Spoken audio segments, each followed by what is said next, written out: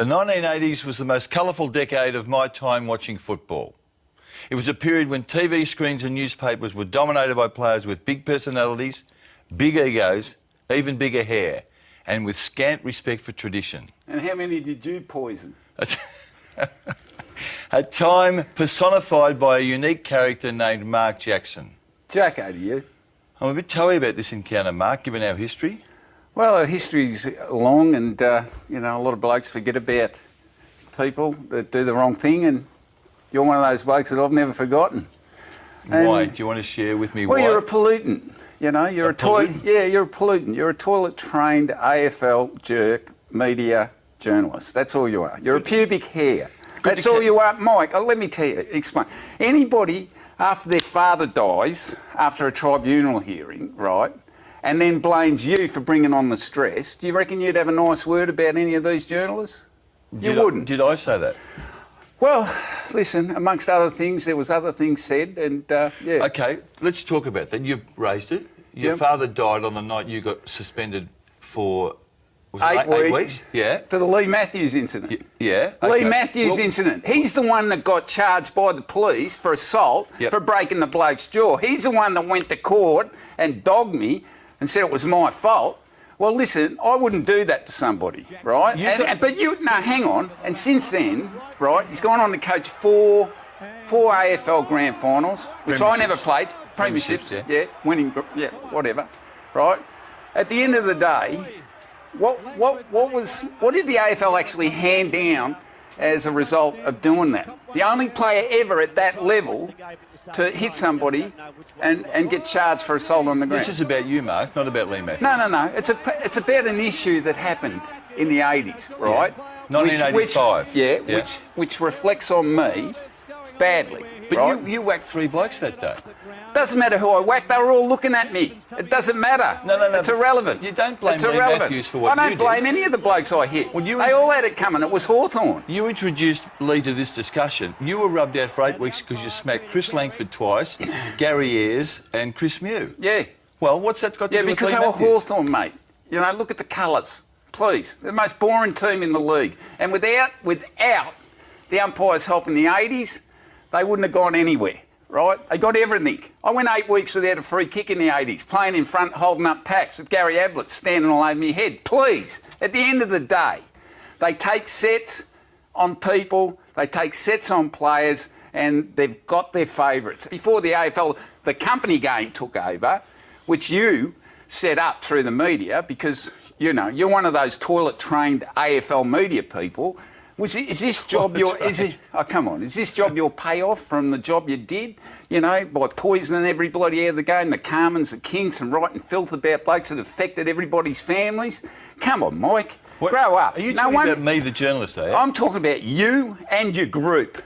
That was all in together. You're a company man. You're a company man of the VFL and you're a company man of the AFL. And you're talking about bagging the media. Now, you exploited the media to fill your pockets. Because you were stupid. That's because you were stupid. Hey, listen, I never got paid for playing football. Yet I was one of the biggest... Of course you got paid. I never got paid at all. You paid for nothing. Never got paid. Yeah, played for nothing. I'll tell you, my highest paid year was at Geelong, where I was getting paid $12,200. I got fined $18,300 that year.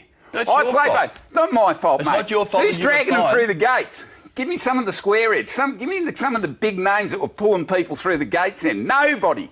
They've taken the volatility and the unpredictability out of football. Well, that's right. Okay. Hang on. They've taken They've taken those two things, right? The unpredictability and the volatility out of the ticket price, right?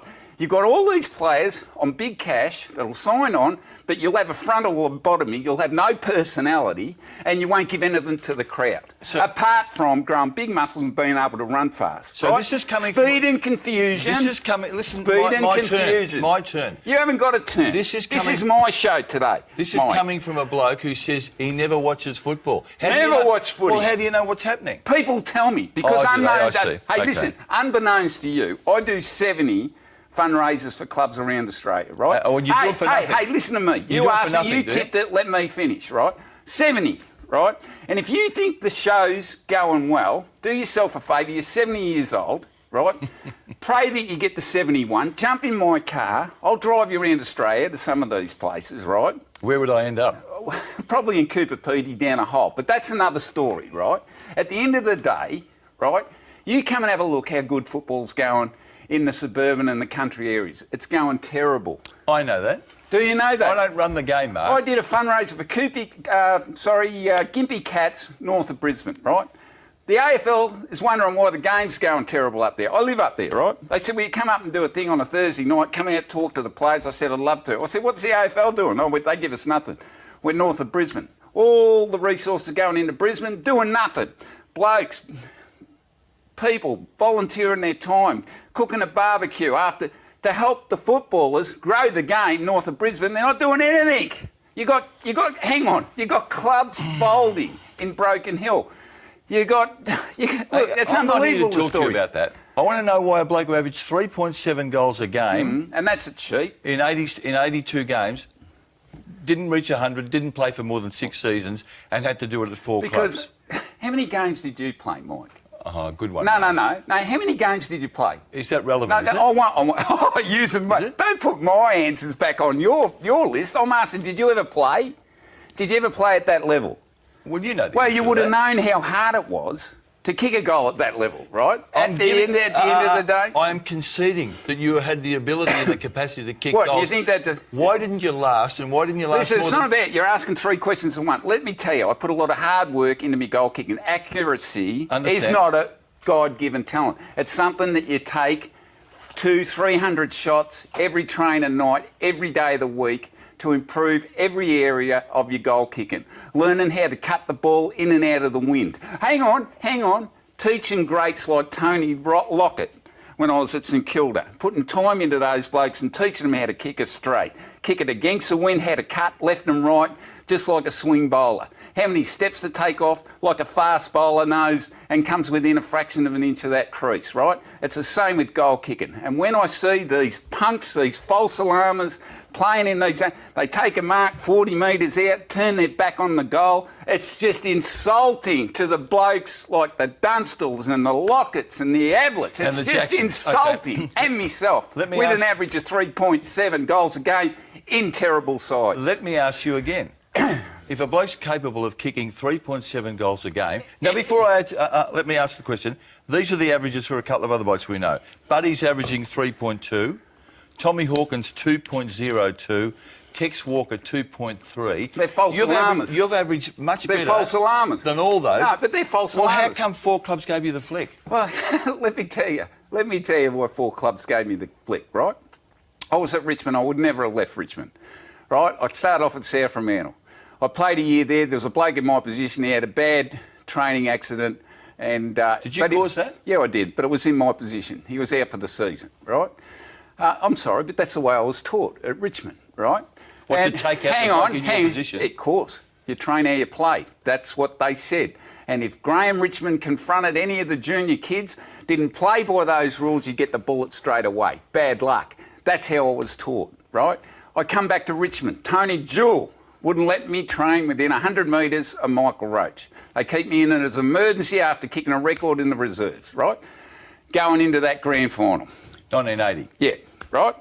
Then they turfed me off to Melbourne under Ron Barassi, super coach. So couldn't Richmond- coach pigs to be dirty, and I'm not the only one to say this. I did a fundraiser at Tugan Surf Lifesaving Club with one of the greats of rugby league coaching. He was there, he was doing a talk, I won't mention his name. He said, I did a coaching clinic with Barassi, and my thoughts were exactly the same as yours. So it's not just me. That's sacrilege, mate. You're attacking No, an you're a icon Melbourne of the game. supporter. Melbourne doesn't supporter. matter. Listen, No, I'm not. listen, Melbourne. Listen, put your tie on and your jacket and go along to the footy. They've got no guts. They'll never do any good because they've got no guts. We're right? talking about Ron. No guts. You've attacked Ron Barassi. Listen, I don't care. This is my opinion, right? Yeah. This is my opinion. I'm allowed to say what I like. This is my opinion. I'm not asking everybody to agree with you. I'm not Okay. asking you to agree with me All right. just because you're a demon through and through. Let's put Ron Barassi. If this bloke, in your terms, couldn't coach a pig to be dirty. Not, Wait a not, sec. not in mine. Not in mine. You the played- best coach I've ever experienced. Mark, can I speak? I at all don't on this like the way program? I just don't like you, Mike. Well, I gathered that. You kicked 76 goals in each of your 2 years at Melbourne. in a bad team? Well, either you're a very good player or Brassey's a very good coach. Well, yeah, how good a coach was he when he was on a multi-million team to turn that club around, right? Healy and I put on 150 goals in the bottom side, Yep. right? And then he pisses me off, tells me to POQ, and then buys his hack from the Western Bulldogs who's had his knee shot out 3 times and wouldn't get a kick in a gang fight. I can't believe it. The Bulldogs were a middle tier side. We're at the bottom. But why would you break up a 150 goal partnership? Yeah. I mean, why would you do it? But I want to go. Can I go back to the original In a bottom question? side. Why did you leave 4 clubs on bad terms? Look, I couldn't give a shit. I went on 60 Minutes and I said I was a football mercenary, right? I went... But you left because they told you Listen, to go. they treated us like cattle, right? They treated us... Once you're gone, you blokes got hold and finished us off. We're all in the wilderness. It wasn't going to happen to me, mate. I was born on a building site. My father was a trade union leader. I've been through it all, mate. The good, the bad, and I could play you blokes on a break. And that's exactly what I did. With you blokes in the media, the Herald Sun would ring up for a stinking story. The Age would ring up for a stinking story. The Melbourne Truth would ring up and I'd tell you it's all lies. And that's all you deserve. Are you proud of that, are you? I'm proud of it because it got me where I wanted to go. Did you have a hit list in your locker? Yeah, at I St did. Kilda? You were on it. Yeah? You had a dozen people on it, didn't you? Oh, I had quite a few on it, yeah. What was written next to my name? You tell me. You said, I hope he dies of cancer. Oh, well, I hope you did. I honestly, at that day, I really have got no respect for you. I couldn't give a shit. I hope you got cancer of the finger, so you couldn't write another poison interview like you did, which had an effect on all their families. What was the poisonous interview? Oh, there's heaps of them, mate. No, you've got too to be many, mate. specific. 20 years. You bring me in, right? You put me on the spot to give you What do you think? I save your rotten, filthy articles? Listen, mate. At the end of the day, you pull me out of the darkness for 20 years, where you banished me, you and your cronies, for 20 years after building the foundation or being part of building the foundation of what is a great game, Australian rules football, but not the company game, AFL. What you built it, did you? Australian rules football. You helped. Helped. Did you? Helped. I played at the highest level. I helped. This is you played in 82 games. Yep. No finals. Yep. Taking suspensions. And you played in 22 wins. Yep. And you got rubbed out every other week. Yeah. And you built the foundation of this game. I helped build because I played at that level. Do you understand what I'm saying here? I played at that level. I was part of it. You never.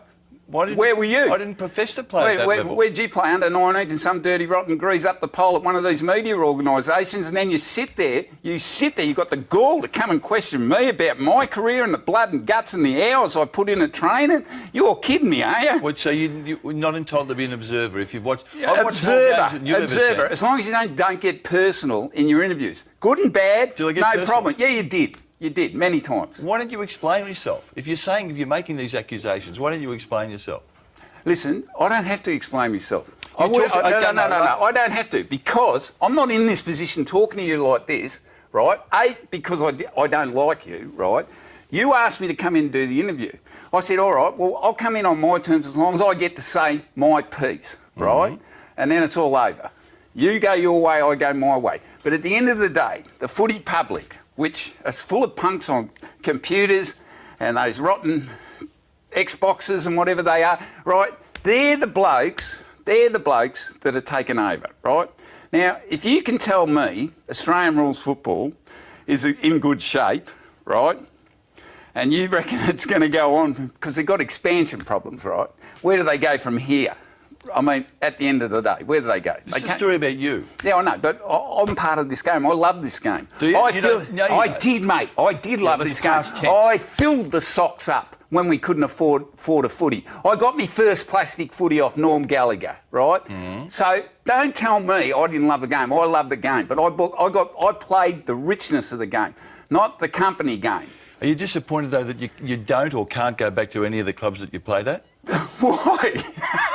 Why? For them to apologise to me. Apologise for what? Well, I made him a lot of money. I made him a lot of money, Mike. Made him a lot of money. I increased memberships in every club I went to. Listen, I did the right thing. And not only that, I did the right thing by the blokes I liked. Like Maurice Rioli, when he was playing he was coaching Waratahs in Darwin, and he was running for politics. He said, Jacko, will you come up and play a few games? I said, no worries, Maurice, I was up there in a shot, right? At the end of the day, I do the right thing by good people. Did you ever punch Tommy up? Hafey, Did you ever punch up with fantastic Maurice bloke. Rioli? Yeah, I did. Well, so what?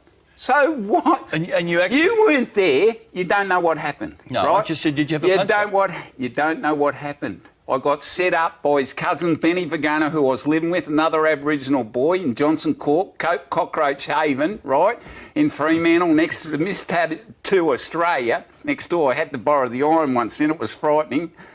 Anyway, but Benny said to me, have a crack at Morris, and I didn't know he was a Golden Glove. But it was a big mistake, yeah. And did Morris tip you on your bum, didn't he? What, mate? Yeah. You win and lose. You don't win in every fight you're in. And you've had plenty. Plenty. What about the night that you if you're going to fight, you've got to expect to get hit. Okay. And I always expected to get hit. Now, tell me whether this is true or not. Probables are playing possibles at Melbourne. Robert Flower happens to be in your vicinity. Yeah. And you decked him, is that right? Yeah, I knocked him out. Yeah, why? What's the problem? Robert Flower. Robbie Flower, yeah. What's the problem? Am I supposed to give you a heartfelt rendition of Danny Boy because I knocked out the captain of the Melbourne Football Club? Big deal. Brassy super coach in his wisdom played Robbie Flower at fullback on me. Are you kidding? What an insult. That is an absolute insult to me personally. And then, now, hang on, let me finish. He had every right to sack me on the spot. Did he sack me? No. He sent me to two psychologists, right? Lee Saxon, who's passed away, God bless his soul, and Dr. Rudy Webster.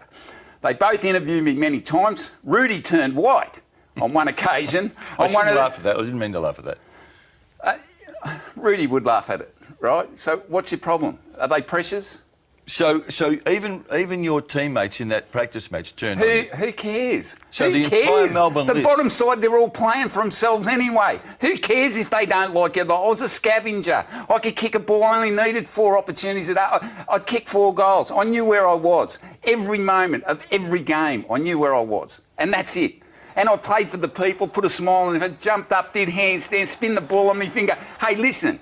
Theatrics, they're never going to see football entertainment like that ever again. Ever again because of these robots, these drones that are running around, false alarm and capitalising on the foundation players like the Carmens, the Kinks, the Mewers, the Kappas, myself, built, right?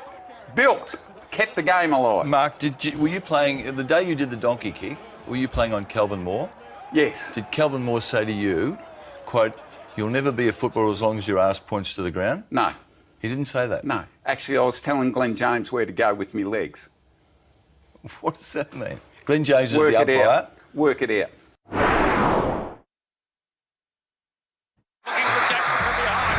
Phillips is there. Jacko with a chance. Who pops it through? Like a bullet for Jackson, he fires. Well done, Jackson. Jackson and Austin one out. Jacko. Yes! Go, Jacko! He's done it. 5 goals to Mark Jackson. He is a one-man show down there. What a character. The Melbourne time intrigues me. 2 years there, everything looked to be going perfectly. It was your first time you got a crack at it at AFL level. You kicked 5 goals in your last game at Melbourne, 31 in your last 6, and you're gone. Were you dirty that Healy won the goal kicking that year? Yeah, Stuart Healy? wanted to punch him in the face after the game. I'll never forget it. He kicked 8. No, well, he kicked one more than me that game. One. No, he didn't. He kicked 8. No, You he kicked one 5. more than me. Listen, he had a bad groin. I told him where to run. It was Richmond teachings that only told you to, once you crash a pack, get your fist to the ball, be able to direct the footy into the running position of a small player. It was one of the basic paragraphs on how Richmond played. Healy could pick it up, ran to position. I must have given him 30, 40 goals that year. It was sickening. He was sickening. How many I gave him that year? Out of the opportunities we actually got because we're on the bottom and we were getting that crap kicked out. So he kicked 77, and you I kicked 76, and you were never seen again in red and blue. That's right. Was that relevant? Well, I was going to go into the rooms and punch his face in, but because he beat you in the goal greatest kicking. footballer of all time, or one of them, Brent Croswell, said, Jacko, don't do it. Next minute, I'm at St Kilda. My dad didn't want me to go to St Kilda. And I tried to get out of there as quick as I could. Well, you got out quick enough. You lasted 10 rounds. Yeah, won the goal kicking though that year. Only played 10 games. So only played 10 games. I Average. understand that, but What are you saying? I was not- insulting down there. I did my job. it's not funny. You've kicked You've kicked 41 goals Yeah. in 10 games at St Kilda. In a bad side. Tony Second bottom side. And Tony Jewell. Second bottom side. Tony Jewell and Ian Stewart called you and said, we're sacking you. Well, they had 20 points, right? And when Trevor Barker was following me around like the Gestapo, marking down every rude thing, putting a hole in me manners every now and then, and they had a list of 20 things. I was out the door, couldn't wait to get out of the joint, to tell you the truth. Really? The most self-destructive club I've ever seen in my life. I think, this is my memory of this, that the young Tony Lockett was playing alongside you in a forward pocket. Who? Plugger. Plugger was playing, he was sporadic, but he was playing mainly in the reserves. Yeah, go on. He played alongside you. You kept telling him to pee off. No, I didn't. He knew what he was doing. Who's filling you full of crap? So you've got no idea about how things...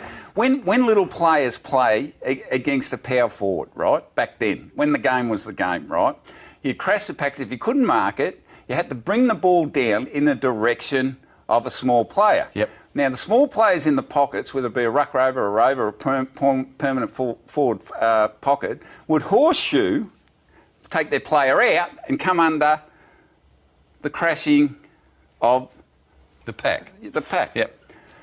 Where if you couldn't mark it, you'd flick it, just a little flick with the ball. These blokes today, no idea. Just a little flick. The little bloke runs onto it, kicks a goal like Jerry Healy. Like Healy picked up 30, 40 goals, right, doing it. Just beep, bang. Healy was a star, mate. Healy was a star. Let's talk about something relevant, mate. Well, on the St Kilda situation, let's talk, yeah. They at St Kilda believed that you were inhibiting the development of Lockett because of you. No, listen, I've got no problem with that. Let me go. I want to get out of there. I wanted to get out of there. Lockett didn't stay there. Don't build this yay St Kilda's fantastic. I'm not. No, please.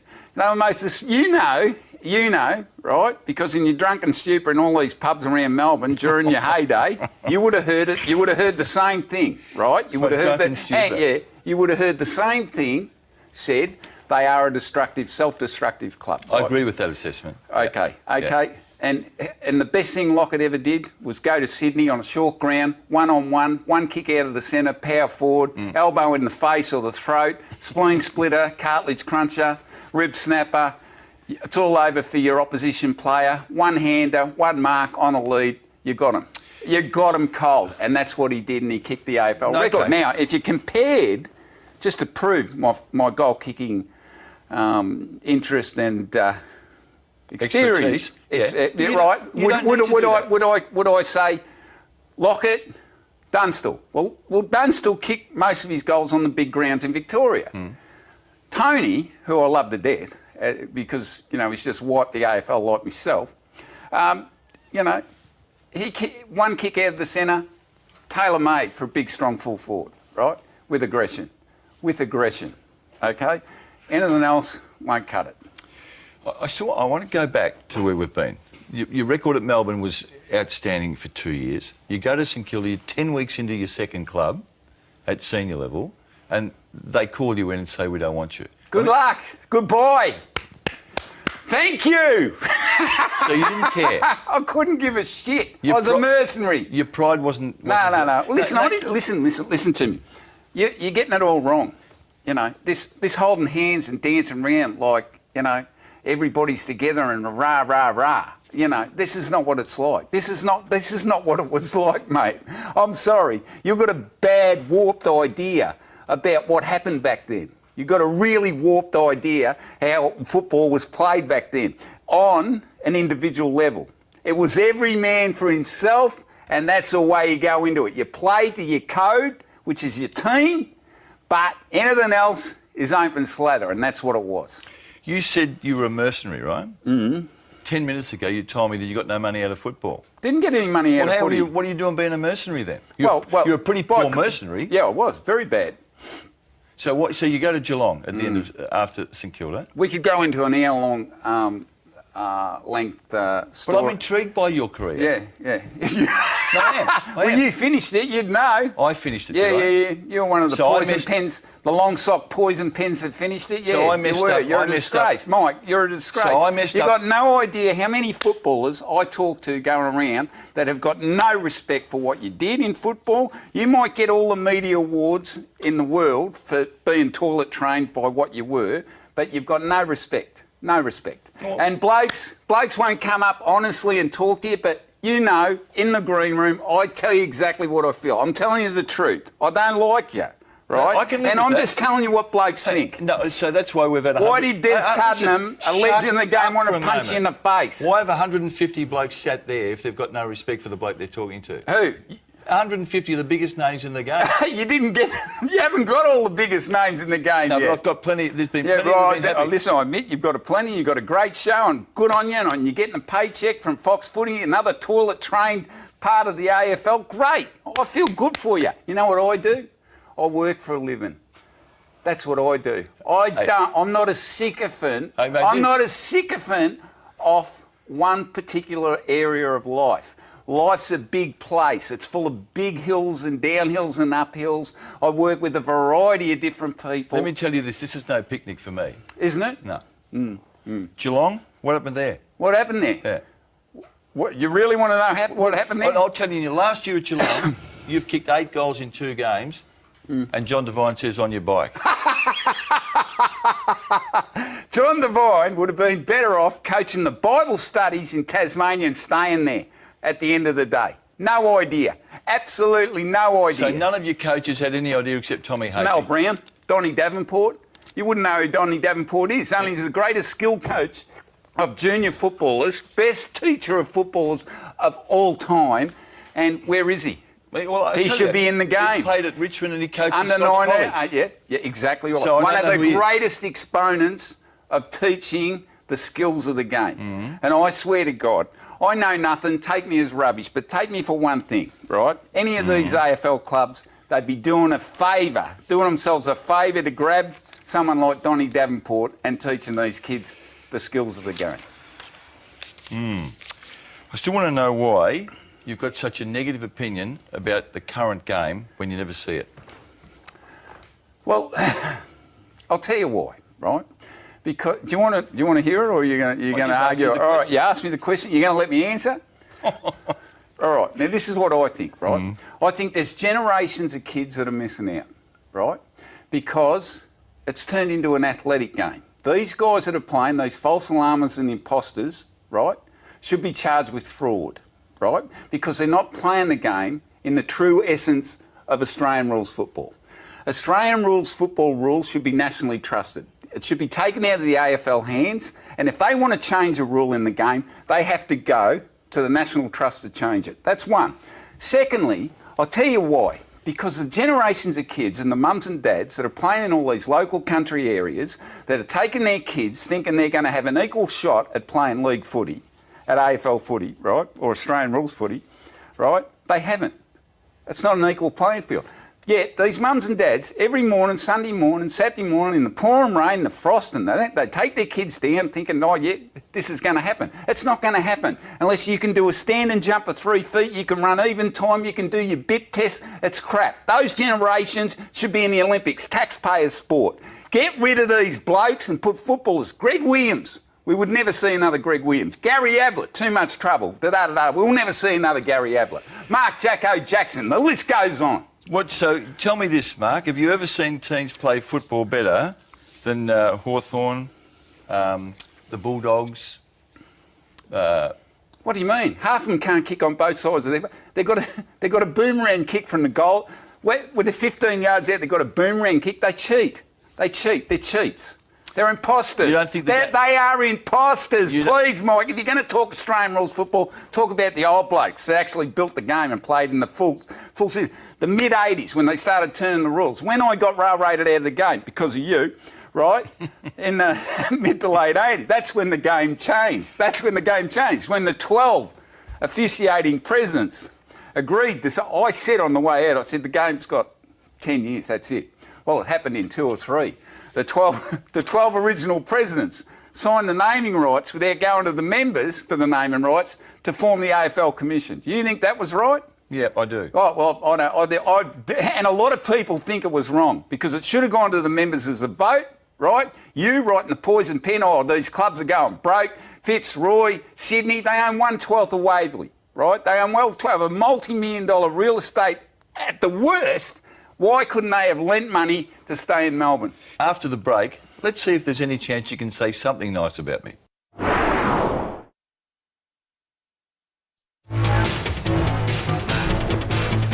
If you're lucky someday you might see me on the street. My crystal clear complexion is as no white as a sheet. Some say I'm a genius, to others I'm a loon. But someday there'll be people like me walking on the moon. I'm an individual, you can't fool me. I reckon Berry Brothers Circus need a new clown, maybe he can get the job. A genuine original, you can't fool me. I keep an open mind 'cause I'm thinking all the time. Let me ask you a couple of fact or fiction. Did you put a lighted cigarette in Lindsay Fox's pocket? Yeah? You did. Yeah, funny too it was. I wouldn't have thought Lindsay would have thought No, it he was all that didn't. funny. Never forgave me. He didn't. No. Did he forgive you though? Did you not write a letter to him when he lost one of his kids? Yes, I did. And he was moved by that? I don't know if he was moved or not. Did but he not contact you? I wrote that from the heart, yeah. Yeah. See, the people who are on your side say that this is all bravado and that deep down there's some substance there and you care. But you wouldn't want us to think that, would you? Sorry? You wouldn't want us to think that this perception that this... You asked me to come in here and speak truthfully. I don't have to get a value opinion from you on what you think. We're talking to the people out there, right? Let's take you out of it, right? I'm telling you and answering you these questions honestly, not for you, right, because I don't like you. Have I You've mentioned said that. You've yet? said that Yeah, 100 times. I'm talking to the people out there in television land, right? So they know the truth, what happened. Okay? Okay. What about the toilet roll story with Foxy? Is that true? Yep.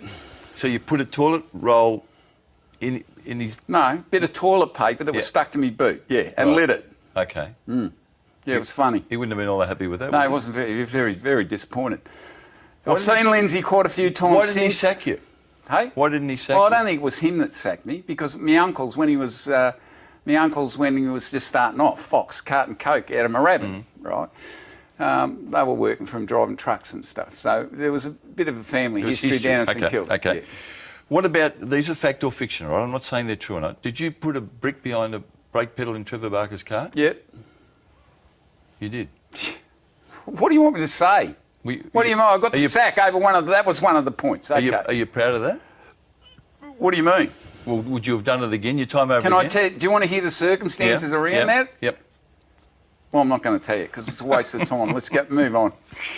Did you, and you were fastidious with your practice, I understand that. Did you go out early at Can training? you understand fastidious? Fastidious, Oh, yeah, okay. yeah. Fastidious?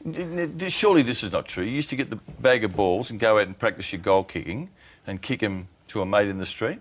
Yeah, your brother. What's wrong with that, mate? And he'd I take was them, paying, yeah. he'd take them and sell them at the market. Yeah. What's wrong with that, mate? I was paying for a pittance down there. Please. Money wasn't the issue. I already had a hit record, number one, right? Number one for 6 weeks, right? From footy, all right, you writing stories, gave me the opportunity. But I had the knackers to do it, right? It didn't win me any friends. Wasn't expecting to win any friends. Wasn't expected to play for 40, 50,000. Wasn't expected to get walked over by country blokes walking in over suburban blokes. Wasn't expected to get big money in front of these big interstate blokes that would come and rape the VFL and then go back to their home states. And then when you're travelling around promoting your record, you read the paper and this bloke's bagging the shit out of the Victorian Football League, right? I mean, it was sickening. It was absolutely sickening, right? When you do these sporties, Mark... It wasn't about money for me. You don't get paid when you do the sporties? I get paid, yeah. How much do you get? None of your business. How much do you get paid? Not much. Well, I get not much you were either. going around with... Chopper Reid was one of your... Sorry? Chopper Reid was one of your colleagues? Listen, we're not going into that because you haven't got the experience, you haven't got the mental capacity to handle a conversation, so let's move right on, Mike. You've got no friggin' idea. Actually, this is probably a silly question. Why on earth would you have come in here to talk to me when you've got such a low opinion of me? You asked me. Yeah, but some other bozo in the street that asked you that you had no respect for. Don't start crying, Mike. I'm not Don't crying. Mike's got a tear, ladies and gentlemen. Mike has got a tear. I'm a big boy. I've had plenty of Yeah. arguments with blokes No, before, you mate. haven't, Mike. Not like this. What's your proudest achievement directly on the footy field or related to football? Well, look, my toughest footballer ever was a guy named Ray Price. Played for Parramatta, right? The only football autograph I've ever asked for, right? and Ray gave it to me. I did a show up there promoting. Second one was getting asked by Jack Hamilton to be the ambassador for Australian rules football through North America, right? Whether Jack offered to send them all the superstars, but they specifically asked for me. I wonder why, right? I get over there and tell lies to every editor, chief editor in every newspaper throughout North America and get Australian rules football on the front page, right? It gets moved from 2:30 in the morning on TSN, the Total Sports Network, to a reasonable time of 8 o'clock on 8:30 on a Sunday night, right? I did a lot. I did my share for the game, right? The game gave me a bit, but I gave a lot back, right? Stuff that you don't know about, you obviously haven't done your research about, right? So that's where it lies. Do you feel good? You happy that you've bashed the shit out of me for 40 minutes? Well, look, I'm only reflecting. No, but are you? Yeah, well, listen, can I answer? Yeah. I'm only reflecting the public opinion of past Australian rules footballers, right? What, those blokes who sit there every other week? Hey, the genuine elite. Ask them genuinely. Ask them genuinely what they think about you. Ask them a specific question, and they'll guarantee you they will say, "I dislike this bloke" or "I hate your guts." Like I'm saying you now. Right now, I'm saying you are the most disliked journalist, toilet-trained journalist from the AFL that has ever sucked up a breath from God. And I'll just leave you with one fact about that. I was the chief football writer of the biggest selling paper in the country for 20 years. Yeah, because you told lies. Now, none of this has been personal, but let me go into that area. Which, are you married? Yep, married second time round. How many times have you been married? 4? Have you got any kids? You got 2? Yeah. 3. Sorry, 3. How do you get on with them? Very good. Absolute slice. Will they be proud of you today? I think so, yeah. Because this is irrelevant. They live in Sydney, and that's it. What do you do? What do you want me to say? Well, Listen, there should be more people like me that actually harden up. Righto, come on, what's the next question? I think we're done, mate. No, what about the other question you were going to ask me? I'm afraid of the answer. Please, I've got a constructive answer for you. Do you respect the women that we have in football? I respect... In journos, goal umpires, women on the commission? Well, I respect women, but I don't think they should be inseminated at the top level of Australian rules football. I knew I wouldn't like this answer. I don't think they should be inseminated on a ladies and gentlemen card. I think they should earn the right. There's been plenty of leagues right around Australia that have been in football since its inception that deserve a better right to be at that top level because they've been in it so long. Now, I'll put something to you. Okay. I'll put something to you. What if one of these league teams and a girl gets really badly hurt out there, right? And the AFL, right? Where does that leave the AFL? Where will that insurances and everything, and what will that do to the game? Why is that a concern of yours? I'm just saying, what does it do? Public opinion sells everything now. That is a concern. Public opinion. We don't all listen to you. Listen, we're going to let sleeping dogs lie now, right? I'm going to go out of this interview because I wanted to get something off my chest. You obviously rang me to do the interview because you wanted to get something off your chest. We're going to let sleeping dogs lie. You're 70 years old. You haven't got long, right? Not yet, No. Well, you're nearly 70 years old. You haven't got long. You might as well die happy, right? But at the end of the day, I've got nothing against you, right? From this day forward. Okay. I can't say it's been a pleasure. It's been interesting, but I can't say it's a pleasure, but we've done it. So let's do what blokes do.